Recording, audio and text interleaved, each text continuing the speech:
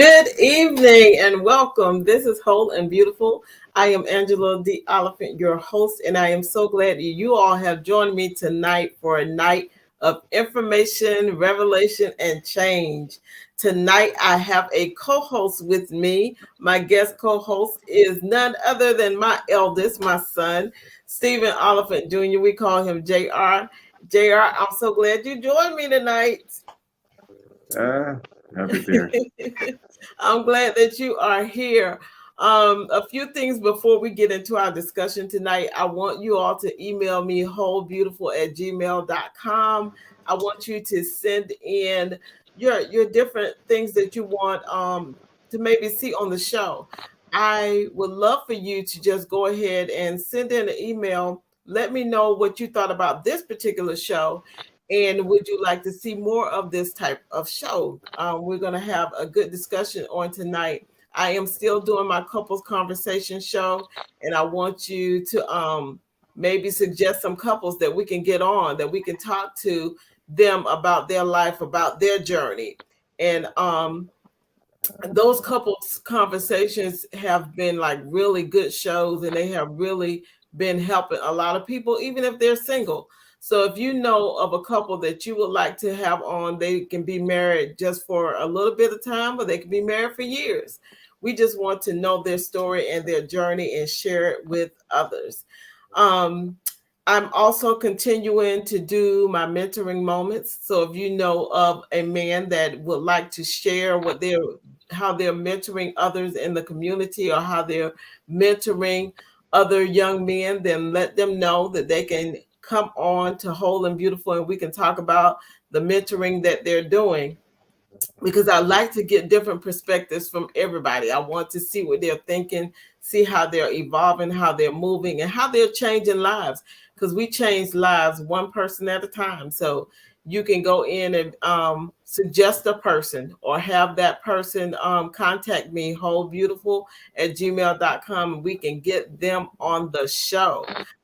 Tonight's show is about generations, and we're just going to have this conversation. I want you all to like, I want you to comment, I want you to share, I want you to join in this show tonight and ask questions, because we are I'm looking at generations, and I was telling my son, I was looking at how every generation they have this like category that they put people in, and how I thought about it. And I was like, well, I'm gonna get you on the show and we can just talk about generations.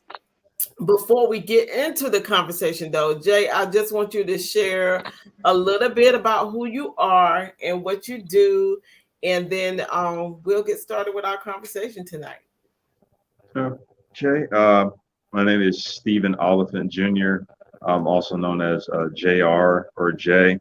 Um, been a teacher for now going on for my first school year as a teacher. I was a librarian associate for about 6 years. Um, I graduated from Columbia College and with a political science degree. Like I said, I'm currently a teacher, but I wanted to be a history teacher my whole life, so now I'm actually doing it. I enjoyed what I do. It's a struggle trying to learn how to do the administrative side of teaching, but I'm learning there. I'm getting there.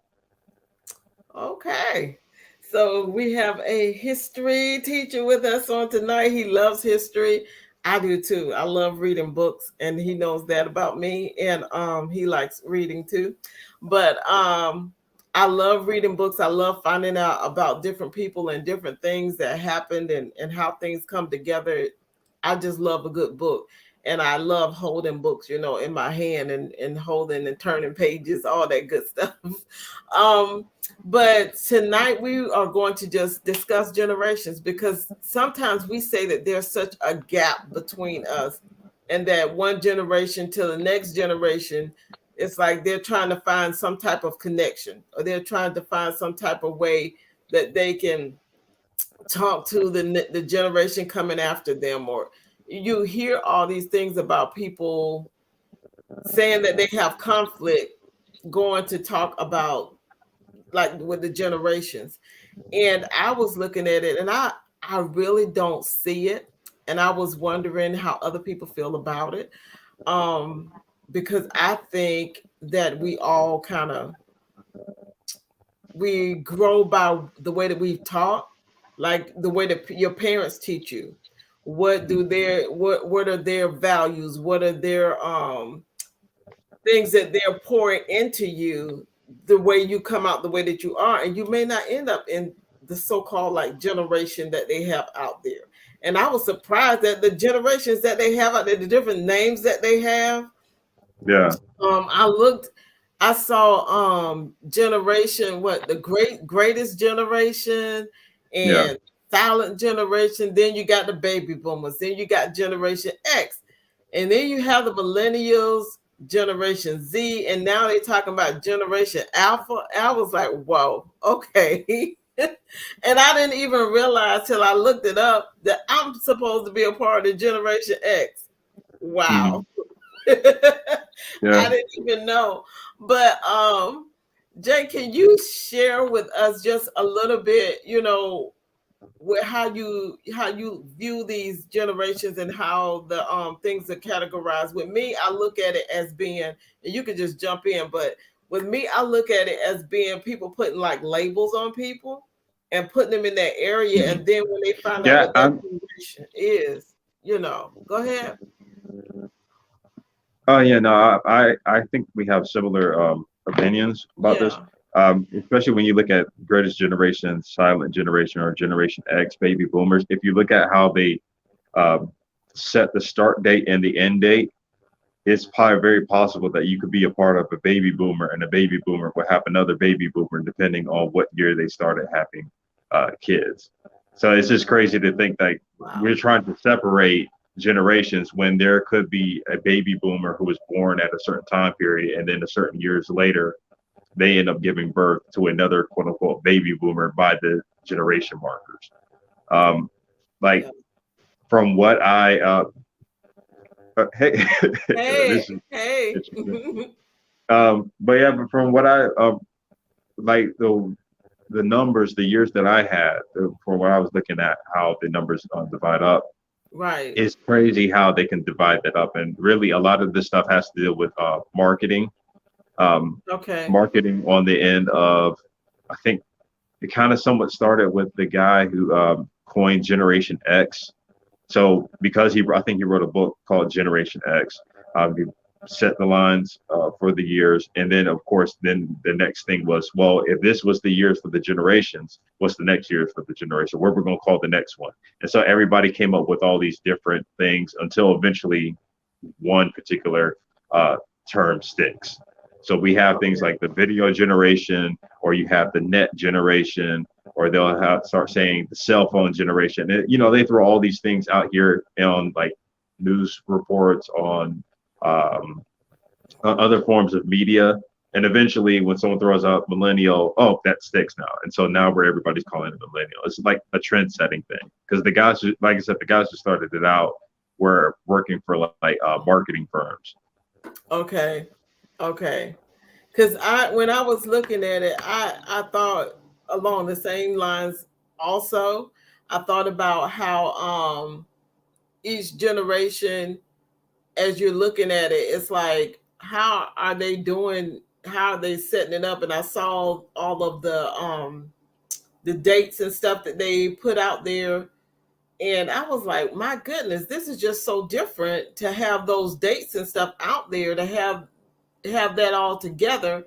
And then you come together with this saying, okay, from 1901 to 1927, then you're part of this generation. And then it kept switching. And I looked at it as us being people who are together and just having like basic human needs. But when you put the generation thing on there and you say, well, this is the generation of this, then a Mhm. lot of people feel like a barrier, like they can't connect because, oh, they're millennial and I don't know how to connect with millennials. And I'm Yeah, like, they're human beings. yeah. Again, it's like the if you come up with a characteristic of what the millennial is, or you come up with the characteristic of what the baby boomer is, um, then you can start figuring out ways to target people. So if certain people are born in a certain era, then you can say, well, there's a part of the baby boomer generation, so they would like this, this, and this, and this, and then so you try to hit advertisements that are Okay. directed towards their interests. So it's like it's one of those things where still at the end of the day, you're you're dictated by all these other factors that doesn't necessarily require your generation. So you have your nation in which you were born, you have Right. the religion that you grew up in, you have the geography. So if you live like even if you live in the United States, it's different if you live on the West Coast as opposed to if you live on the East Coast. Right. So when people say things, oh, it's a generational difference, a lot of this stuff can be cultural differences or nationwide differences, geography, religion, all sorts of other factors that don't necessarily count into the age. Because if you grow up in a family where all they play is old music from like the 1940s, 50s, and 60s, and that's all your frame of reference is, it doesn't matter if you were born in 2012 or if you were born in Right. 2022. You're going to grow up in a family where yeah, you have like TikTok and you have all these other things, but even that depends on whether or not your parents allow you to even have TikTok at a certain age. Right. Um, Because they may not even allow it in their household, because some kids are not even allowed to have a exactly. Facebook or have TikTok or have all this outside stuff. There's not even allowed. Yeah, So and your therefore, access changes. Your access changes how you look at the world. So I think that's what people are really. When people talk about generations, but we're really talking about access to certain forms of media. okay. So if because in certain generations they were not, like, they're closed off from whatever it is that's new that's out now, so they may Hmm. not know about this, and then they start categorizing people and putting them in this for their, really for the gain of being a part of,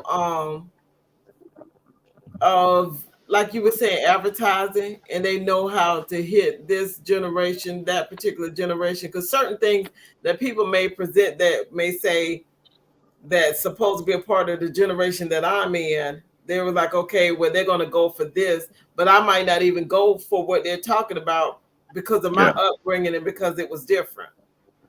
yeah, Got you. It bothers me in a way where I'm like, because I see so many different people who are, um they just look at the fact of being, I don't know, it's like they look at it as such a barrier that they cannot, like, connect with other people. And that's like that main thing that bothers me, because I hear different people talk about, well, how can we reach the millennials, and how can we reach people in generation X, how are we going to reach them?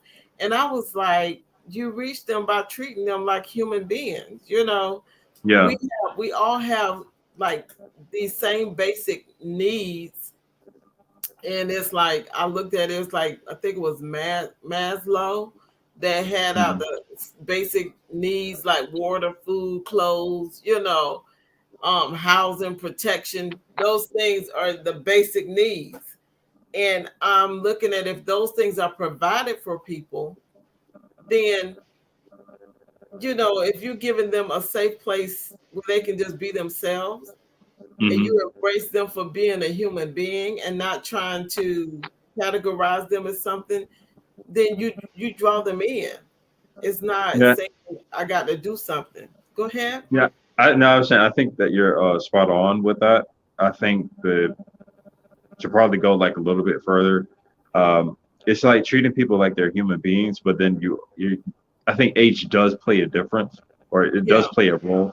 But it's one of the reasons why when you're young, there are all the people who are older typically say that these kids now, these kids nowadays do X, Y, and Z. Back in my Right. day, we did this.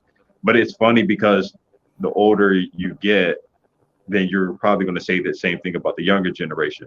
So I think that it's not.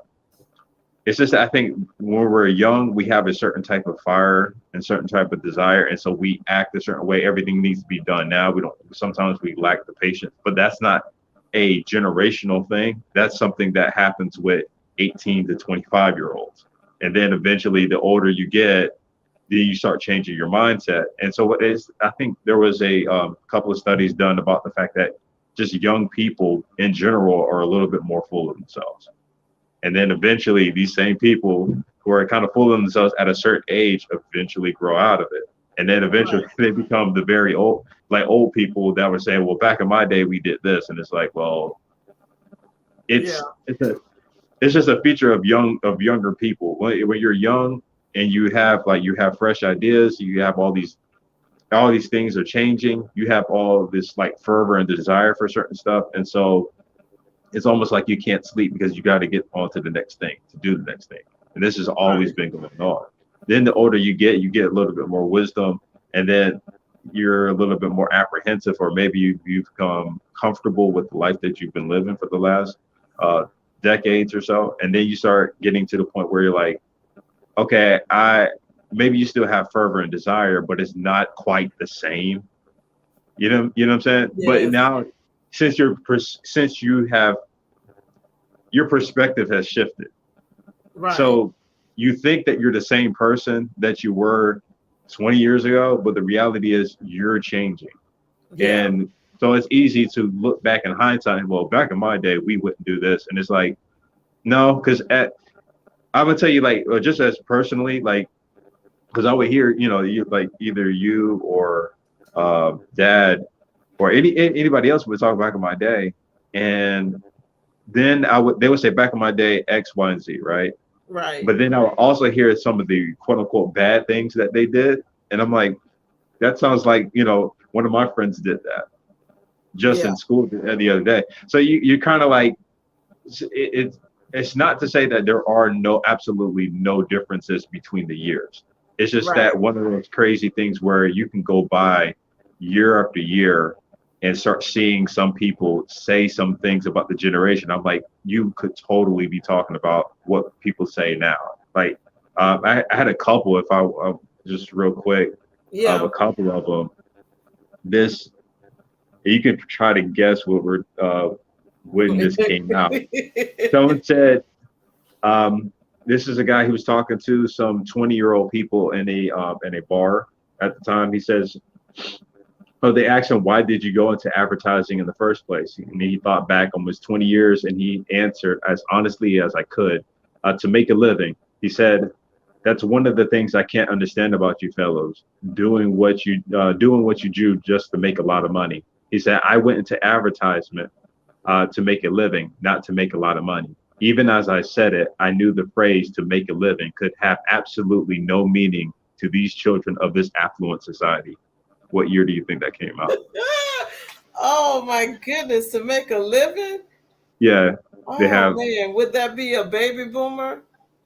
Yeah, this came out May 17th, 1968. It was in Life magazine.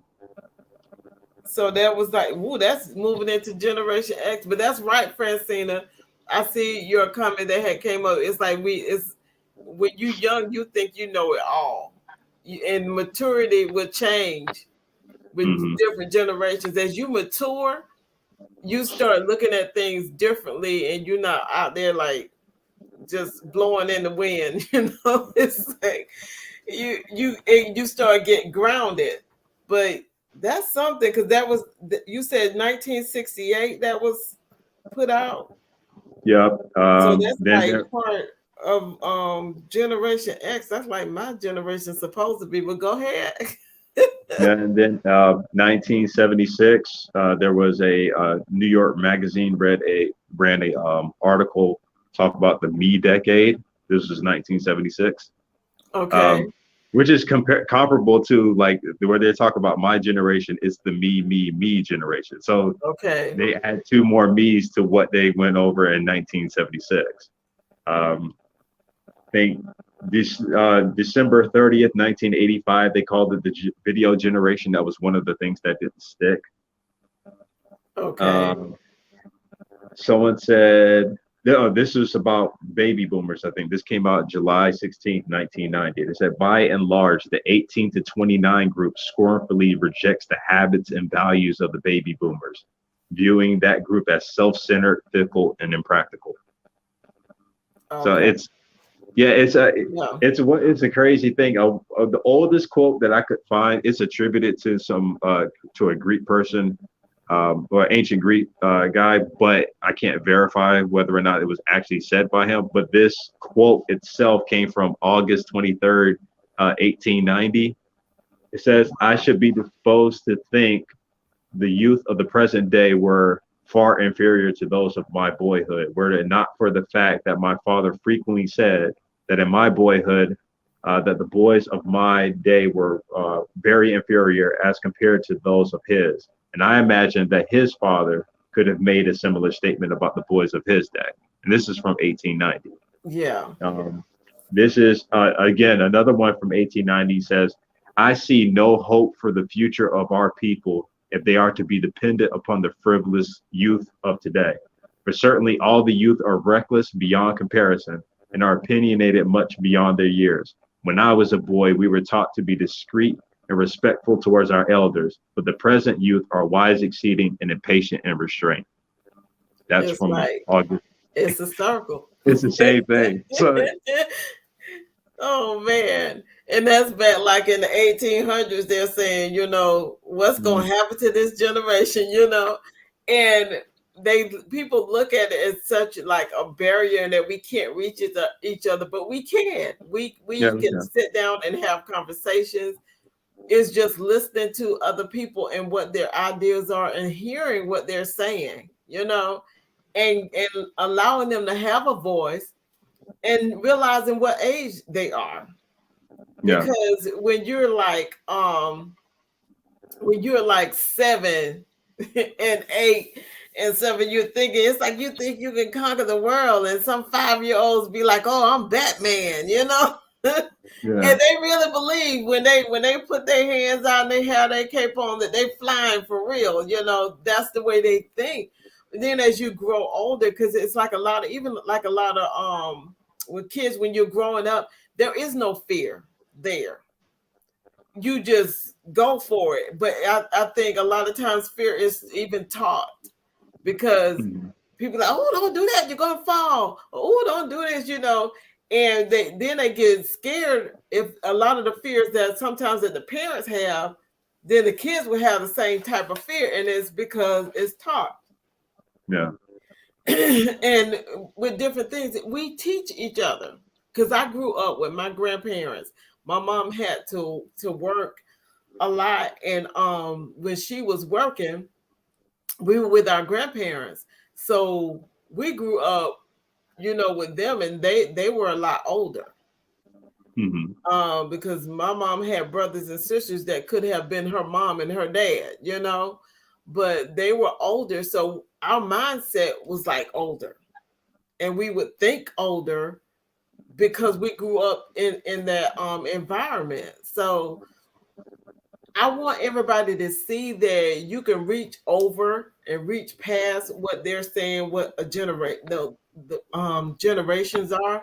You don't have mhm, to say, "Oh, they're that's a millennial." I don't know how to reach the millennial. No, yes, you do. Look at them as a person.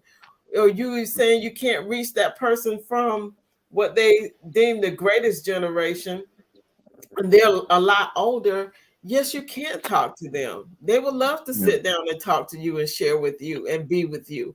But you got to give it some effort. You got to go and try to make friends with people and talk to people and get to know who they are. Because when you get to know who they are, then you can just kind of grow from there. yeah, And it doesn't have to be this barrier. Is what I'm like. I don't want it to be a barrier where, like, we're sitting here and you and I, we're having this conversation, and I know we mhm, get together and we'll just talk.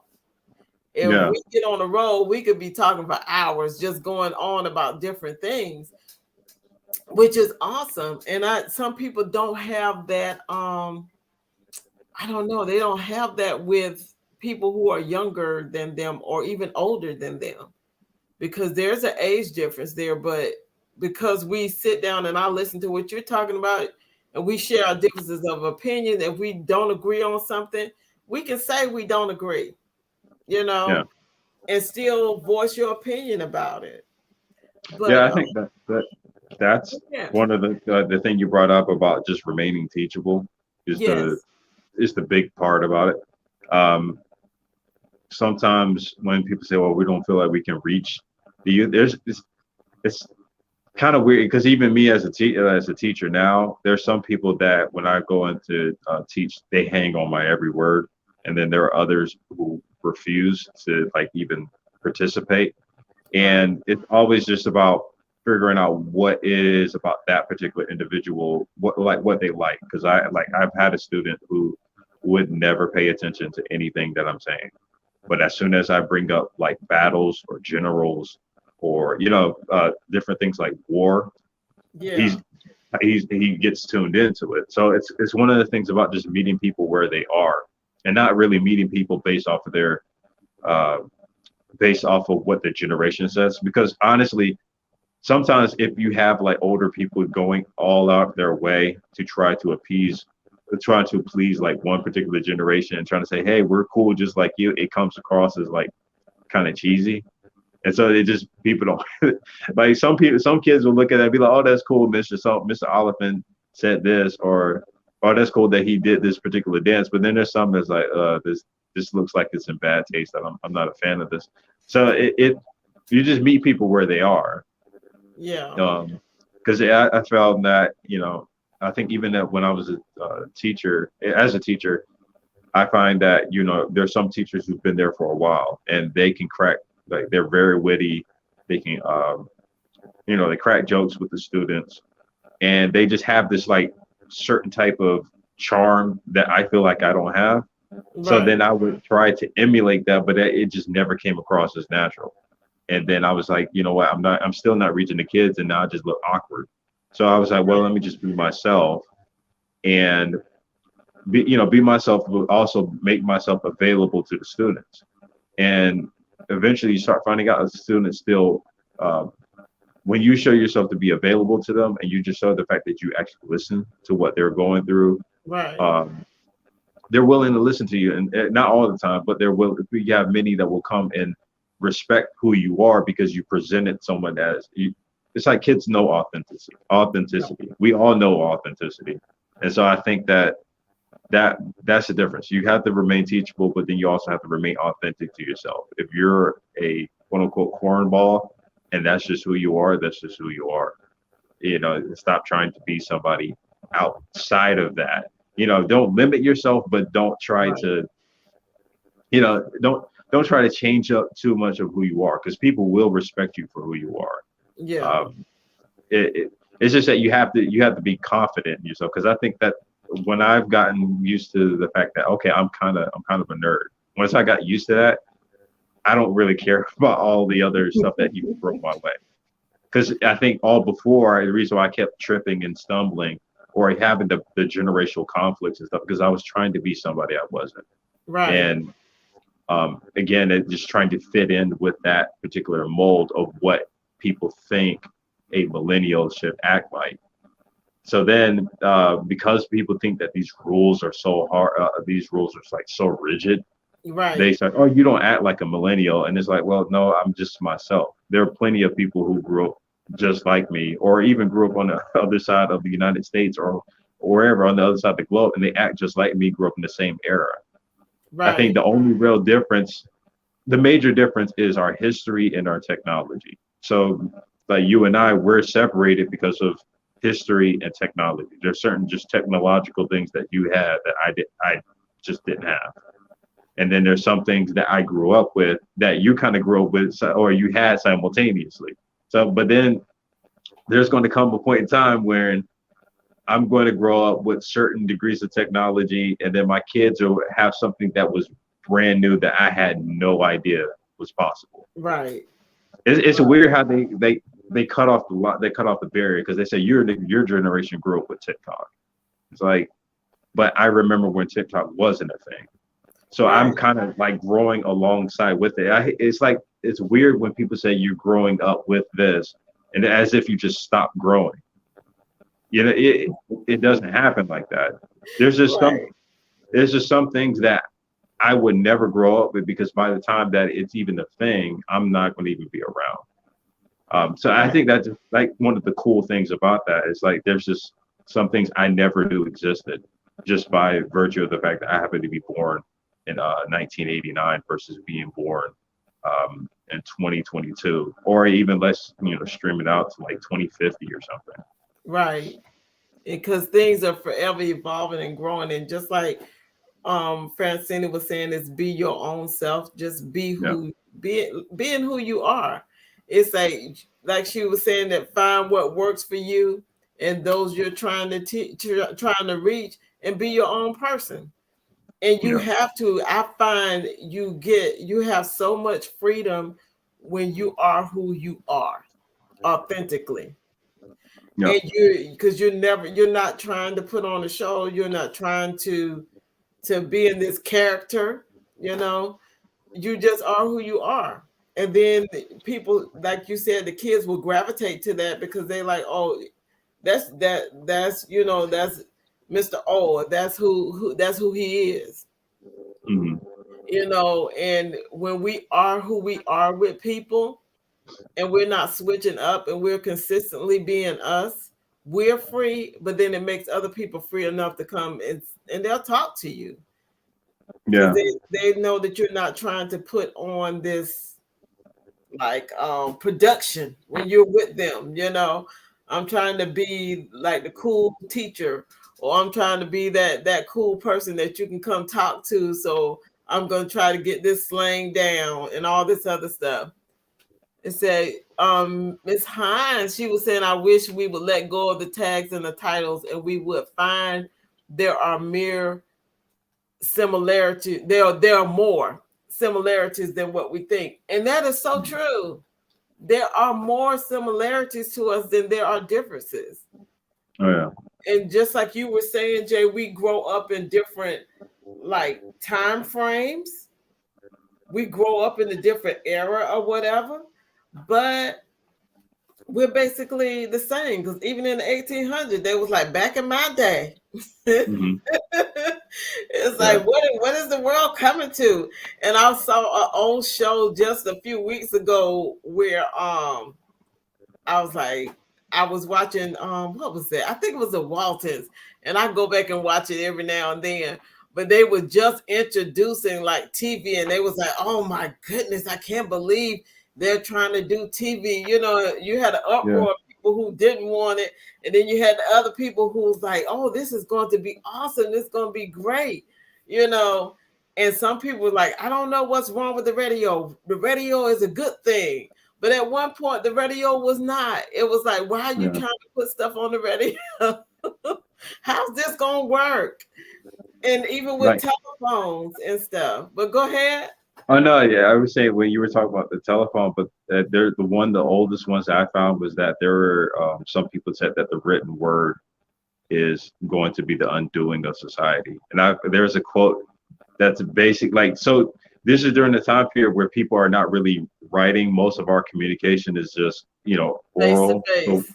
face to face. And so Yeah. people start coming up with the idea that if you take the written word is going to undo society. And we have thousands of years of just people writing stuff. Yes. And everybody's, it's like you're just, you could probably even take it back further, like even further. The first person who decided to like put some rocks together and eventually make fire is like, okay, this is gonna be bad. I think, Like, this is gonna be horrible. Fire, yeah, what is fire?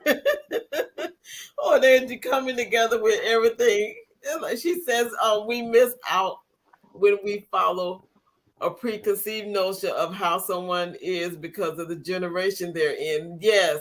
And that's yeah, that's my main thing. Is like, you look at that person and you say, oh, they're part of that generation, and then you just have up a wall. Like, you can't reach them now. I can't talk to you because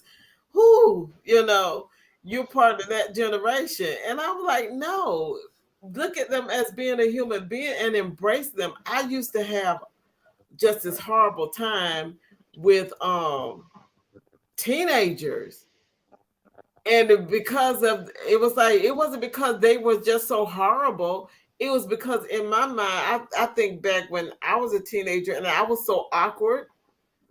And whenever I would get around teenagers that in that age group where I used to be, I would Hmm. just freeze up like I was that 13-year-old again, like I can't function around y'all, And I had to realize what was going on. It's like it's not because they're in this particular generation that I felt that awkwardness. It was because I felt the awkwardness when I was a teenager, and that would come back when I would get around teenagers. And then I felt like, oh, I can't be around y'all because I don't know how to talk to y'all. I don't know what to say. But I Yeah. do know what to say. I can be around you.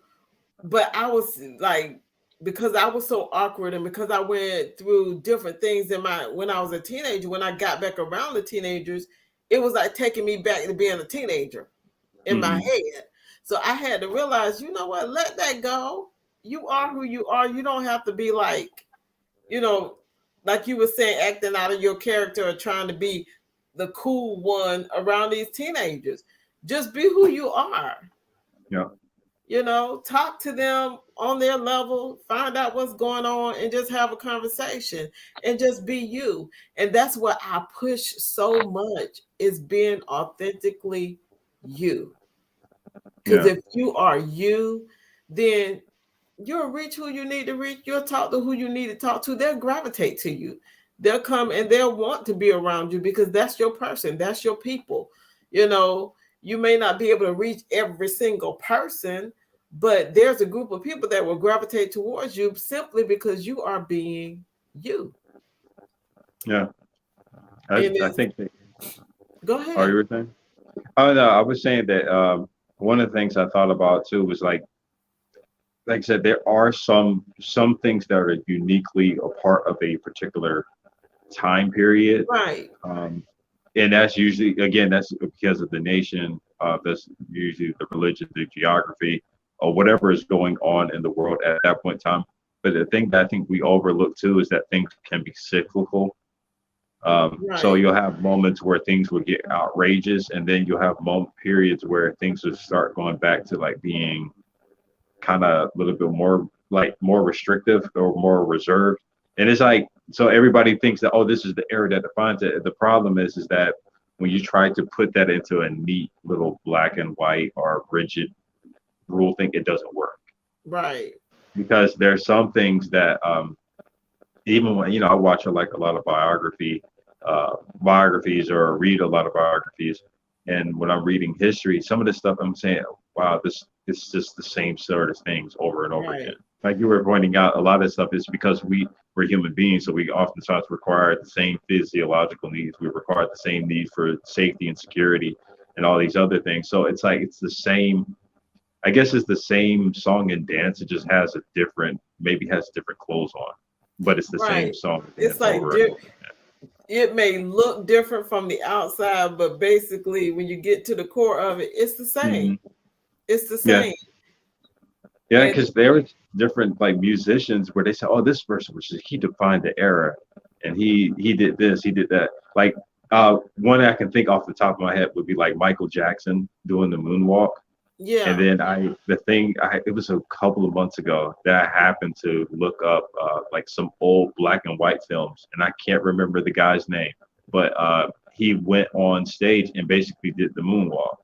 yeah, And so like you just said, like I of course I think Michael Jackson never said that he invented it, but right, it's like when you grow up, that was my only frame of reference. When you're talking about moonwalk, it's just Michael Jackson.